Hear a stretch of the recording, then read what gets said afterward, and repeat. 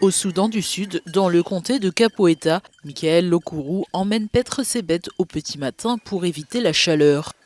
La saison sèche prolongée contraint souvent cet éleveur à emmener son troupeau loin de son village au risque d'être confronté à des attaques du fait des relations tendues entre les communautés de la région de l'Équatoria oriental.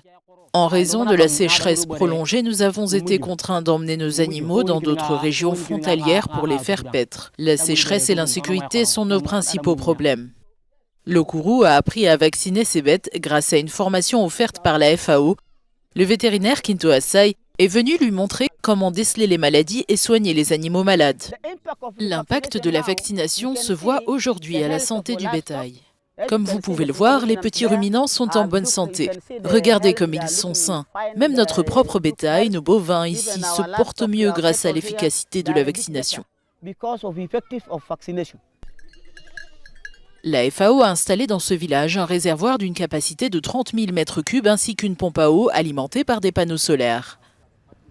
Ce projet concerne les pays de la Corne de l'Afrique. Il est axé sur la résilience et se concentre sur les zones semi-arides de cette région. Il couvre donc le Sud-Soudan, le Djibouti, le Kenya et l'Éthiopie. Le projet de Kapoeta constitue la partie relative au Sud-Soudan avec essentiellement des activités liées à la sécurité alimentaire.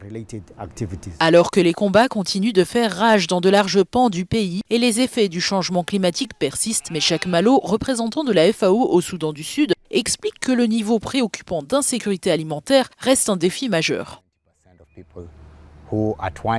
Dans ce pays, plus de 70% de la population ne sait toujours pas où elle va trouver son prochain repas. Les niveaux de production sont faibles et les combats n'ont pas permis d'instaurer la paix.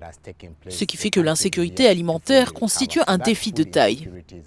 À Kapoeta, près de 400 000 ménages ont bénéficié des projets d'urgence et de développement de la FAO. En 2022, la FAO et ses partenaires ont aidé 4 millions de personnes au Soudan du Sud en distribuant des semences, des outils, une aide à l'élevage et un soutien financier.